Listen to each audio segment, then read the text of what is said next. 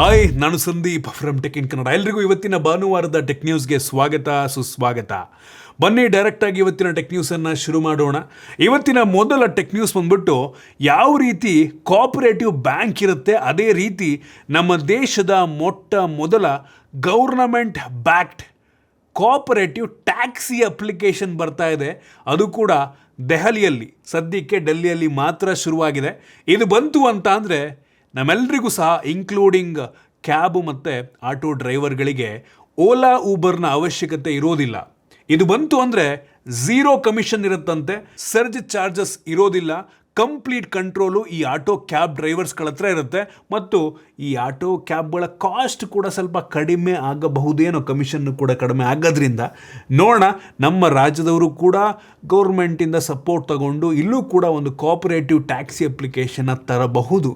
ನೋಡೋಣ ಏನಾಗುತ್ತೆ ಅಂತ. ಇನ್ನು ಮುಂದಿನ ಟೆಕ್ ನ್ಯೂಸ್ ಬಂದ್ಬಿಟ್ಟು ಕಾಲ ಎಷ್ಟು ಕೆಟ್ಟೋಗಿದೆ ಅಂತ ಅಂದರೆ ರೋಬೋಟೇ ಮನುಷ್ಯರನ್ನ ಕೆಲಸಕ್ಕೆ ತಗೊಳ್ಳುವಂಥ ಪರಿಸ್ಥಿತಿ ಬಂದುಬಿಟ್ಟಿದೆ. ಒಂದು ಸ್ಕ್ರೀನ್ಶಾಟ್, ಒಂದು ವೆಬ್ಸೈಟ್ ತುಂಬ ವೈರಲ್ ಆಗ್ತಾ ಇದೆ.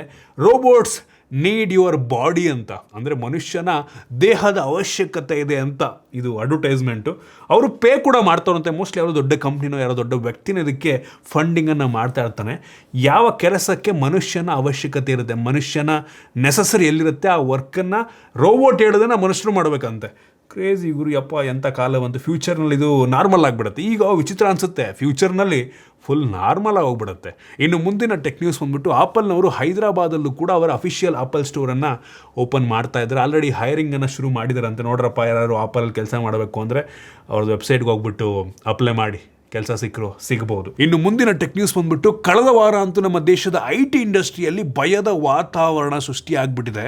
IT ಸ್ಟಾಕ್ಸ್ ಅಂತೂ ಕಿತ್ಕೊಂಡು ಡೌನ್ ಆಗ್ತಾ ಇದೆ. ಇದಕ್ಕೆಲ್ಲ ಕಾರಣ ಒಂದು ಹೊಸ AI ಪ್ಲಾಟ್ಫಾರ್ಮ್, ಆಂಥ್ರೋಪಿಕ್ಸ್ ಕ್ಲಾಡ್ ಕೋವರ್ ಪ್ಲಾಟ್ಫಾರ್ಮ್ ಅಂತ. ಇದು ಬಂತು ಅಂದರೆ ನಮ್ಮ ದೇಶದಲ್ಲಾಗುವಂಥ ಎಷ್ಟೋ IT ಕೆಲಸಗಳು ಆಟೋಮೇಟ್ ಆಗಿಬಿಡುತ್ತೆ.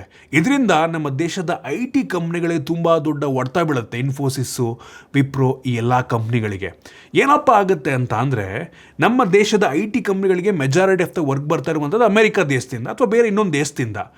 ಈ ಒಂದು ಎಲ್ಲ ಕೆಲಸಗಳು ಆಟೋಮೇಟ್ ಆಗಿಬಿಡ್ತು ಅಂದರೆ ಈ ಅಮೆರಿಕನ್, ಯುರೋಪಿಯನ್ ಕಂಪ್ನಿಗಳು ನಮ್ಮ ದೇಶಕ್ಕೆ ಏನಕ್ಕೆ ವರ್ಕನ್ನು ಔಟ್ಸೋರ್ಸ್ ಮಾಡ್ತವೆ? AI ಮುಖಾಂತರ ಅವರೇ ಮಾಡ್ಕೊಬೋದಲ್ವಾ, ದುಡ್ಡು ಉಳಿಯುತ್ತೆ.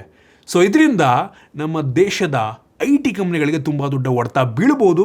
ನೋಡೋಣ ಏನಾಗುತ್ತೋ ಗೊತ್ತಿಲ್ಲ. ಒಟ್ಟಿನಲ್ಲಿ AI ಬರೀ IT ಇಂಡಸ್ಟ್ರಿ ಅಲ್ಲ, ಎಲ್ಲ ಇಂಡಸ್ಟ್ರಿಗೂ ಕೂಡ ಹೊಡೆತ ಬೀಳುತ್ತೆ. ತುಂಬ ಕಷ್ಟ ಇದೆ ಫ್ಯೂಚರ್ ಮಾತ್ರ. ಇನ್ನು ಮುಂದಿನ ಟೆಕ್ ನ್ಯೂಸ್ ಬಂದ್ಬಿಟ್ಟು, ಸೊ ಇನ್ಮೇಲೆ ನೀವೇನಾದರೂ ಅಮೇರಿಕಾದಿಂದ ಐಫೋನ್ ಅಥವಾ ಏನಾದರೂ ಒಂದು ಎಲೆಕ್ಟ್ರಾನಿಕ್ ವಸ್ತುವನ್ನು ಅಥವಾ ಏನೇ ನೀವು ಇಂಪೋರ್ಟ್ ಮಾಡಿಕೊಂಡ್ರೂ ಸಹ 75,000 ರೂಪಾಯಿ ತನಕ ನೀವು ಯಾವುದೇ ಕಸ್ಟಮ್ ಡ್ಯೂಟಿಯನ್ನು ಕಟ್ಟುವಂಥ ಅವಶ್ಯಕತೆ ಇಲ್ಲ. ಮುಂಚೆ 50,000 ಇತ್ತು, ಅದನ್ನು ಈ ಸಲ ಬಡ್ಜೆಟಲ್ಲಿ ಇನ್ಕ್ರೀಸ್ ಮಾಡಿ 75,000 ಮಾಡೋರೆ.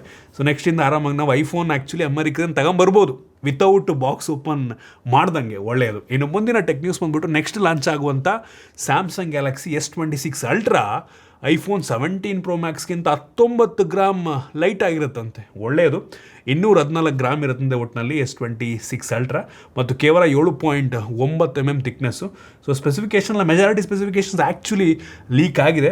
ಮೊನ್ನೆ ಇವ್ರದ್ದು ಸ್ಯಾಮ್ಸಂಗ್ ಅವ್ರದ್ದು ಅಫಿಷಿಯಲ್ ಆಗಿ ಒಂದು ವಿಡಿಯೋನೂ ಕೂಡ ಶೇರ್ ಮಾಡಿದ್ದಾರೆ. ಅಂದರೆ ಕ್ಯಾಮ್ರಾ ಬಗ್ಗೆ ಒಂದು ಏನೋ ಝೂಮ್ ಇನ್ ಬಗ್ಗೆ ಒಂದು ಸಣ್ಣ ಲೀಕ್ ಥರ ಮಾಡಿದ್ದಾರೆ. ಆ ಒಂದು ವಿಡಿಯೋ ಕೂಡ ತೋರಿಸ್ತಾ ಇದ್ದೀನಿ. ಸೊ ಅಂಥ ಮೇಜರ್ ದೊಡ್ಡ ಲೀಕ್ ಏನೂ ಅಲ್ಲ. ಕ್ಯಾಮ್ರಾ ಸ್ಪೆಸಿಫಿಕೇಷನ್ ಹಂಗನಿಸ್ತಂಗೆ ಈ ವರ್ಷ ಅಂಥ ದೊಡ್ಡ ಬದಲಾವಣೆ ಆಗುತ್ತೆ ಅಂತಲೂ ನನಗೇನೋ ಅನ್ನಿಸ್ತಾ ಇಲ್ಲ, ನೋಡ್ತಾ ಇದ್ದಾರೆ ಒಂದು ವಿಡಿಯೋದಲ್ಲಿ. ಸೊ ಗ್ಲೋ ಅಂತ ಏನೋ, ಅಂದರೆ ಲೋ ಲೈಟಲ್ಲೇನೋ ತುಂಬ ಚೆನ್ನಾಗಿ ಪರ್ಫಾರ್ಮ್ ಮಾಡುತ್ತೆ ಅನ್ನೋ ರೀತಿ. ಇದರ ಜೊತೆಗೆ ಸ್ಯಾಮ್ಸಂಗ್ ಗ್ಯಾಲಕ್ಸಿ S26 ಸೀರೀಸು ಯಾವುದೆಲ್ಲ ಪ್ರೊಸೆಸರ್ನೊಂದಿಗೆ ಲಾಂಚ್ ಆಗುತ್ತೆ ಅಂದ್ಬಿಟ್ಟು ಗೀಕ್ಬೆನ್ ಸ್ಕೋರ್ನ ಮುಖಾಂತರ ಲೀಕ್ ಆಗಿದೆ. ಸೊ ಗ್ಲೋಬಲ್ ಆಗಿ ಎಲ್ಲ ದೇಶಗಳಲ್ಲಿ ಈ Samsung Galaxy S26 ultra Snapdragon 8 Gen 5 ಪ್ರೊಸೆಸರ್ನೊಂದಿಗೆ ಲಾಂಚ್ ಆಗುತ್ತೆ. ಆದರೆ ಈ ಬೇಸ್ ಮಾಡೆಲ್ಗಳು S26 ಮತ್ತು S26 ಇದರಲ್ಲಿ ಡಿಫ್ರೆಂಟ್ ಪ್ರೊಸೆಸರ್ಗಳಿದ್ದಾವೆ.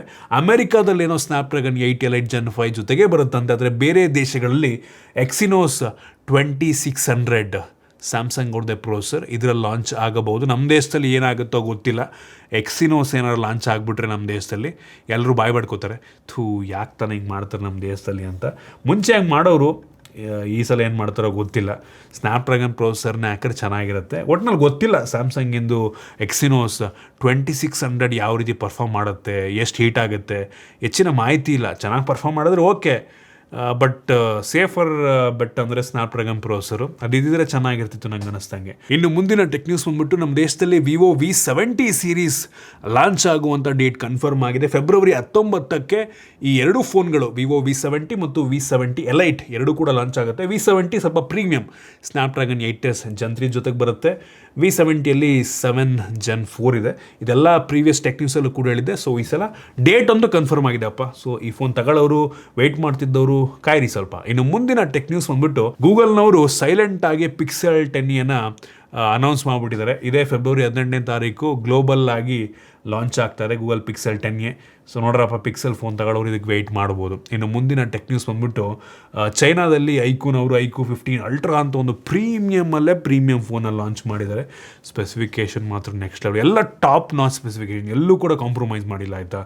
ಸೊ ಸ್ಪೆಸಿಫಿಕೇಷನ್ ನಾನು ನಿಮಗೆ ತೋರಿಸ್ತಾ ಇದ್ದೀನಿ, ಎಲ್ಲ ಏನೂ ಕಡಿಮೆ ಇಲ್ಲ ಗುರು. ನಮ್ಮ ದೇಶದಲ್ಲಿ ಇದು ಲಾಂಚ್ ಆಗೋ ಡೌಟೇ.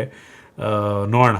ಸೊ ಸುಮಾರು 74,000 ರೇಂಜು ಆಯಿತಾ. ಸೊ ಕಡಿಮೆ ಏನೂ ಎಲ್ಲ ಪ್ರೈಸು, ಬಟ್ ಸ್ಟಿಲ್ ಸ್ಪೆಸಿಫಿಕೇಷನ್ ಅದೇ ಲೆವೆಲ್ಗಿದೆ.